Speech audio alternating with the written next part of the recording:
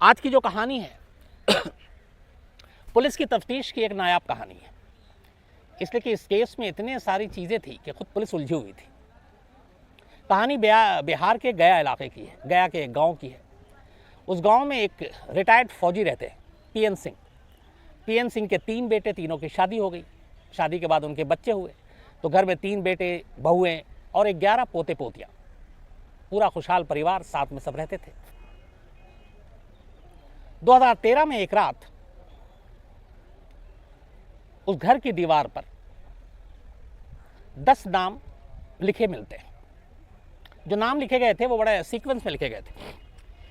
पहले 5 नाम लड़के के थे और आखिरी के 5 नाम लड़कियों के, और कुल मिलाकर ये 10 नाम थे।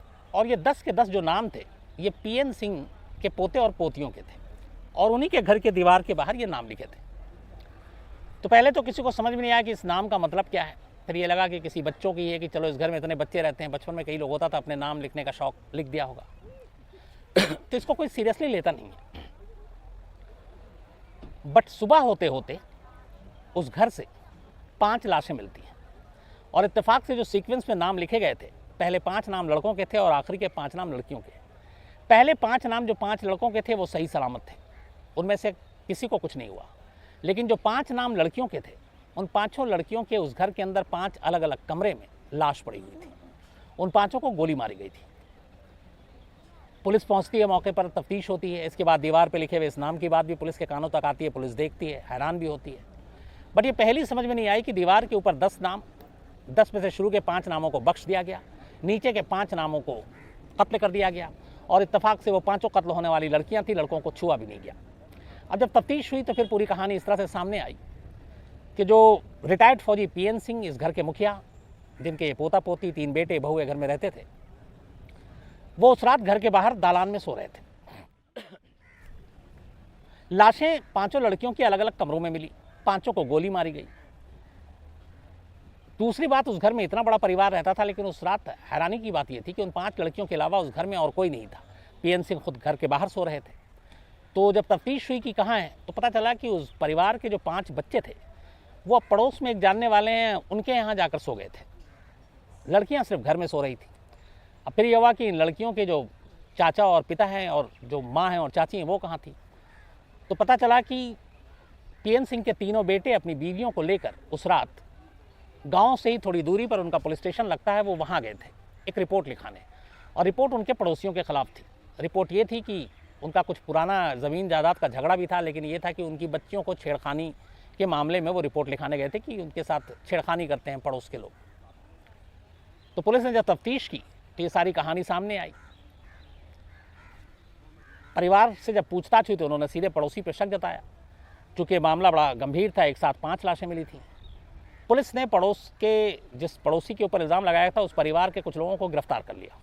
गिरफ्तार करने के बाद उनसे पूछताछ करने लगी, लेकिन केस खुल नहीं रहा था। इस दौरान में पुलिस अपनी तरफ से सारी चीज़ें तफ्तीश कर रही है, लेकिन कातिल और कत्ल का मकसद नहीं पता चल रहा है। दीवार पर लिखे हुए नाम से भी उसकी पहली सुलझ नहीं रही है। धीरे धीरे वक्त बीतता है। गांव के लोग गुस्से में भी थे, क्योंकि 5-5 कत्ल और लड़कियों का कत्ल, और सारी लड़कियां जिनकी कत्ल हुआ, जिनका वो 11 से 17 साल की उनकी उम्र थी।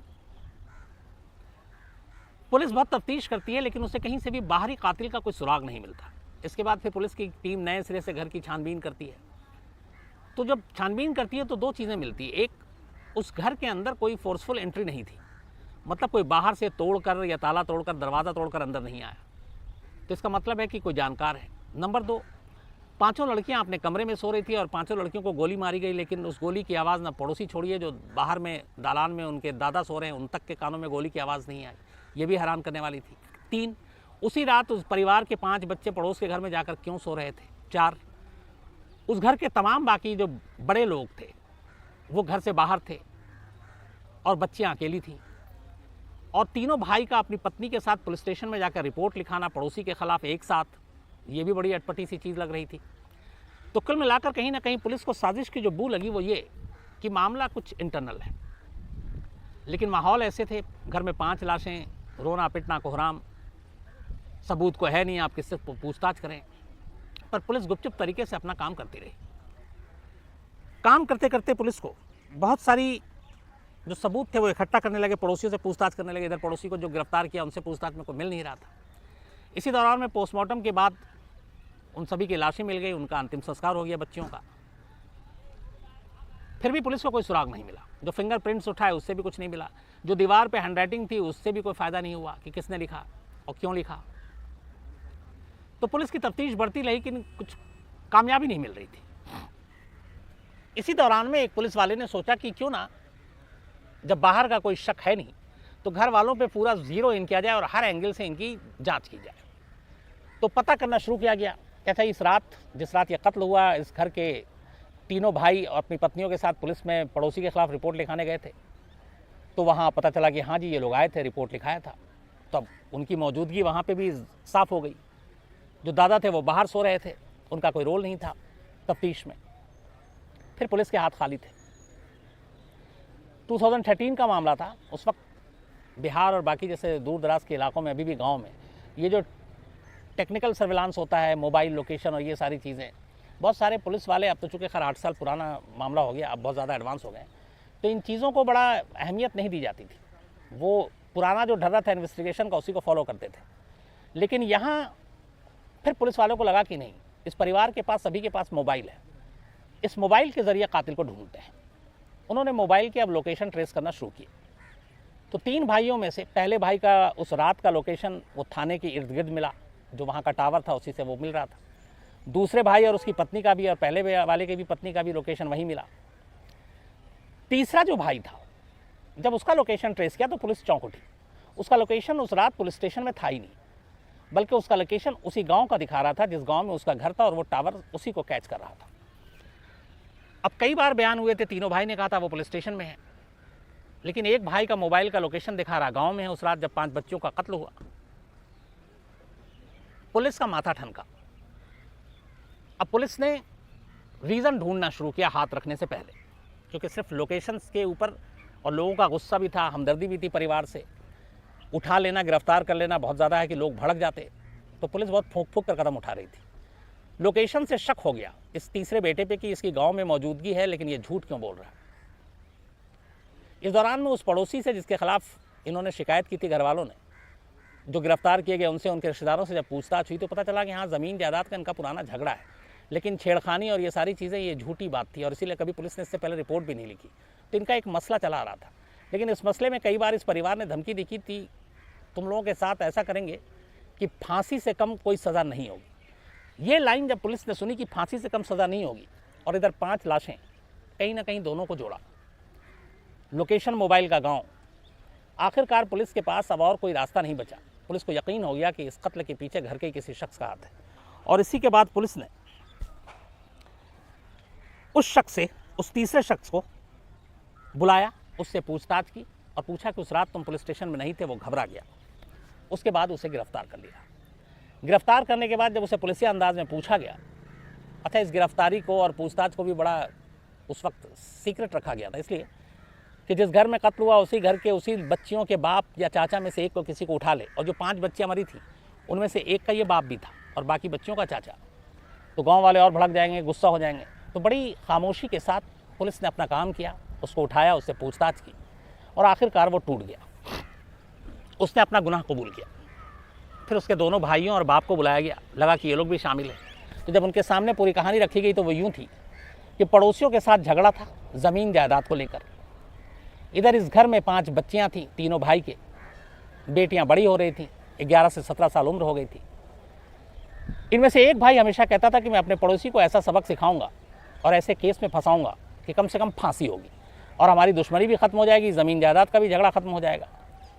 पर कहीं ना कहीं उसके मन में एक और चीज़ थी कि घर में 5-5 बेटियां बड़ी हो रही हैं, इनकी शादी है, इनका दहेज है, तो बेटियों का बोझ भी उसके दिमाग में था।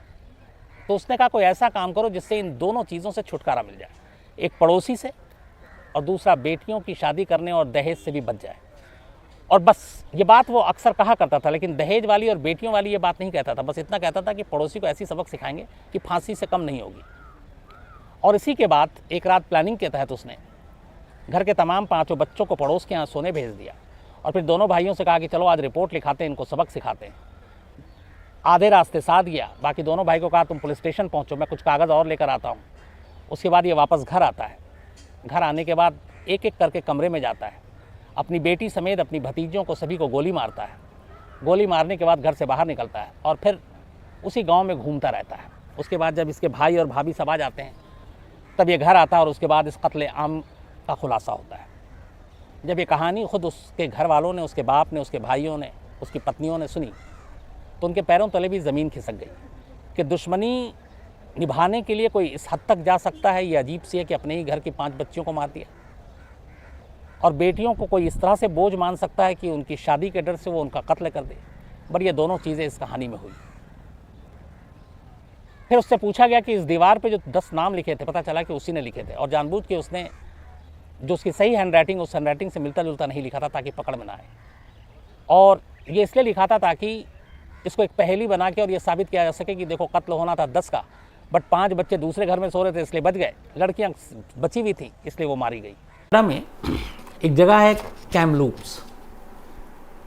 कैमलूप्स में एक स्कूल था और ये जो स्कूल है ये उसका नाम कैमलूप्स इंडियन रेजिडेंशियल स्कूल। ये एक ज़माने में कनाडा का सबसे बड़ा बोर्डिंग स्कूल हुआ करता था जहाँ बच्चे पढ़ते नहीं और रहते भी। बहुत सारे बोर्डिंग स्कूल्स होते हैं। इस स्कूल का इतिहास 100 साल से ज़्यादा पुराना था। कहते हैं कि करीब 1890 में, उस वक्त जब ब्रिटिश कोलंबिया इन लोगों की सारी तूती बोलती थी, तो बहुत सारे ऐसे स्कूल खुले कनाडा में और उन स्कूलों में करीब सारी जगहों से उठाकर 1.5 लाख बच्चों को लाके स्कूल में रखा गया। वहाँ बोर्डिंग भी, खाना भी, पढ़ाना भी, लेकिन एक ख़ास मकसद था उनका। उस वक्त मकसद ये था कि जो अलग अलग तबके से, अलग अलग जगहों से, और इसमें बहुत सारे इंडियन बच्चे भी थे जो कनाडा में थे उस वक्त, जिनके माँ बाप, तो उनको लाया गया और उनको इस स्कूल में रखा गया। लेकिन पढ़ाई के नाम पर वहाँ पे उनके साथ जुल्म इसलिए होने लगा क्योंकि ये क्रिश्चियन स्कूल था और जितने भी ऐसे बच्चों को जो अलग अलग उसको उठा कर लाते हैं तो उन्हें सारी तालीम उन्हीं चीज़ों की देते, ज़बरदस्ती उनको फिर कन्वर्ट करते, उनको ईसाई बनाते, उनको वही सारी चीज़ें पढ़ाते, उनको वही सारी बातें बताते। अपने हिसाब से, अपने साँचे में उन बच्चों को वो ढालना चाहते थे। और करीब कहते हैं कि उस वक्त ऐसे बहुत सारे स्कूल थे जिसमें करीब 1.5 लाख अलग अलग जगहों से बच्चों को लाया गया, कई बच्चों के माँ बाप की मर्ज़ी के बिना, और उन्हें ऐसे स्कूलों में रखा गया।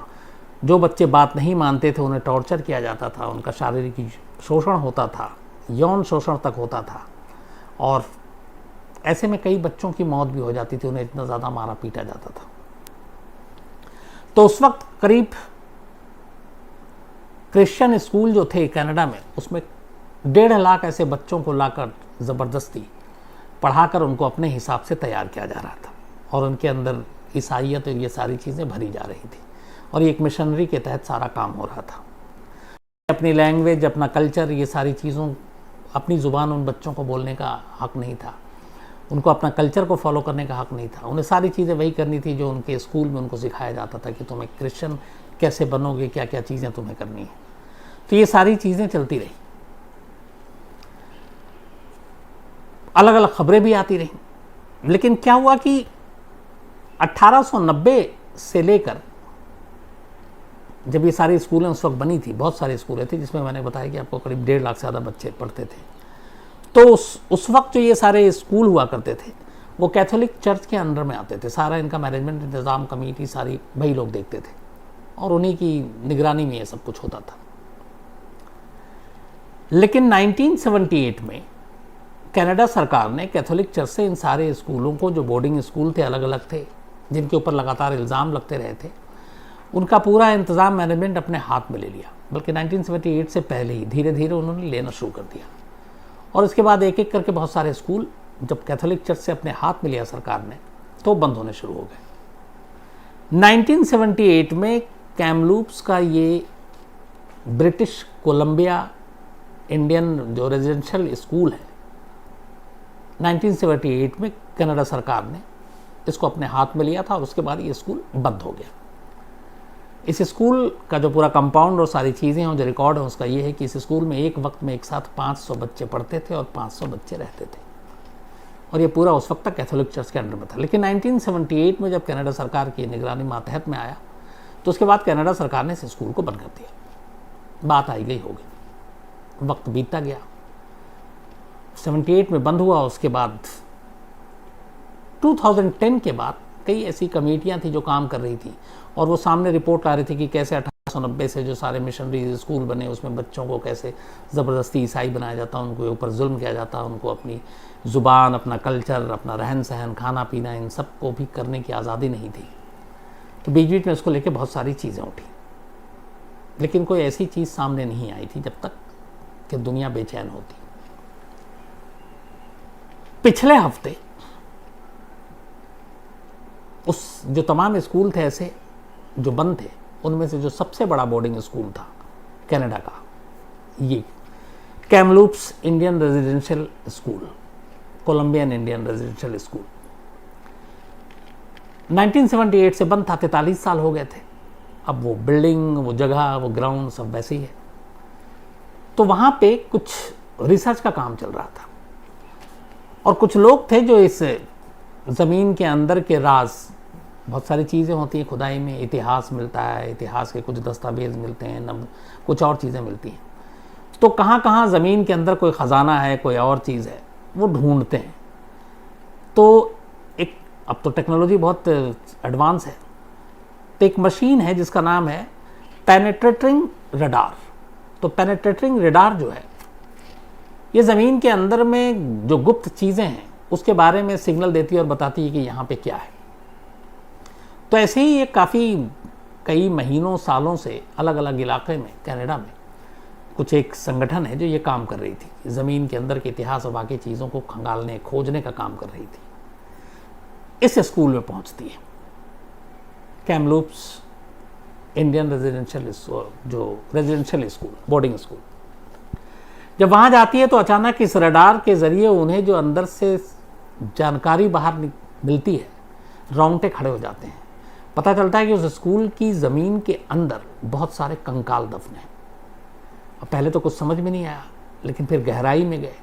इसके बाद फिर बात प्रशासन तक गई। इसके बाद ये हुआ कि खुदाई करते हैं। तो रडार ने जहाँ जहाँ सिग्नल दिए थे, सिर्फ उस जगह की जब इन्होंने खुदाई की तो उस खुदाई के दौरान वहाँ से 215 बच्चों के कंकाल मिले। इन कंकालों की जब जांच की गई तो पता चला उनमें कुछ बच्चों की तो उम्र कुछ की तो 3 साल भी थी, 3 साल 4 साल। अब यहां से हड़कंप के एक स्कूल के कंपाउंड के अंदर सीधे सीधे 200-225 बच्चों की कंकाल मिले, लाशें मिले। तो इसका मतलब क्या है? ये बात धीरे धीरे कनाडा में फैल गई। अब इसके बाद हंगामा शुरू हो गया। वहां तक कि जो कनाडा के प्राइम मिनिस्टर हैं जस्टिन ट्रूडो, उन्होंने बाकायदा ट्वीट किया और उन्होंने इसे सबसे शर्मनाक और काला दिन बताया कनाडा के इतिहास का। अब इन बच्चों की लाश मिलने के बाद फिर से वो कहानी शुरू हुई कि आखिर इस स्कूल के अंदर लाश का क्या मतलब था। इससे पहले इन स्कूलों में जो जुल्म और शोषण होता था, क्रिश्चियन स्कूलों में ज़बरदस्ती ईसाई बनाने के नाम पर, उसको लेकर बहुत सारी बातें, बहुत सारी रिपोर्ट आई थी, बहुत सारी कमेटी थी जिसने ऐसी ऐसी अपनी अपनी इन्वेस्टिगेशन की थी। तो एक ऐसी रिपोर्ट में ये कहा गया था कि उस वक्त किस तरीके से बच्चों के ऊपर जुल्म किया जाता था। उनके माँ बाप एक बार जो स्कूल आते थे बच्चे, कई बच्चे ज़िंदगी में कभी दोबारा घर लौट कर नहीं गए। उनका क्या हुआ किसी को नहीं मालूम, और वो माँ बाप रोते बिलखते रहे, उन्हें कभी कोई जानकारी नहीं मिली। खबर है कि जो 1.5 लाख बच्चे अलग अलग क्रिश्चियन स्कूलों में उस वक्त पढ़ते थे कनाडा में, उनमें से 5,000 से ज़्यादा बच्चों की मौत हो गई थी और उन बच्चों को अलग अलग गुमनाम तरीके से दफना दिया गया, गुमनाम जगहों पर। और उन्हीं दफन लाशों में से ये 215 लाशें मिली। लेकिन इस पेनेट्रेटिंग रडार से अभी एक और जो जानकारी मिली है वो और चौंकाने वाली। वो ये है कि स्कूल के जो ग्राउंड, जो प्ले ग्राउंड था, ये 215 कंकाल मिलने के बाद की बात है, लास्ट वीक की, जब वहाँ पे उस रडार से फिर से जांच की गई तो अभी पता चला कि उसके अंदर और भी कंकाल है। अब कितने कंकाल हैं पता नहीं, क्योंकि अब उसकी खुदाई के लिए ज़रूरी इजाज़त, बाकी सारी चीज़ें हैं। 215 कंकाल के आने के बाद वैसे ही हंगामा है, तब उसके अंदर कितनी लाशें, क्या कुछ है, ये जब खुदाई होगी तो पता चलेगा। लेकिन इस मामले में पहले भी बहुत सारे ऐसे रिपोर्ट आई थी, और एक 5 साल पहले ट्रूथ एंड रिकॉन्सिलिएशन कमीशन, जिसने पूरे इस ईसाई स्कूलों के जुल्म के ऊपर अपनी एक पूरी इन्वेस्टिगेशन की थी, उस रिपोर्ट में उन्होंने कहा था कि इस जो क्रिश्चियन स्कूल थे उस ज़माने में 1890 से लेकर 1978 तक, इसमें तमाम बच्चों के ऊपर टॉर्चर किया गया, जुल्म किए गए, और करीब करीब 5,000 से ज़्यादा बच्चों की मौत हुई। और इन 5,000 बच्चों को कहाँ कैसे दफनाया गया किसी को नहीं मालूम, इन पेरेंट्स को भी नहीं बताया गया। और इन स्कूलों की इस हरकत की वजह से 2008 में कनाडा की सरकार ने बाकायदा संसद में माफ़ी भी मांगी थी।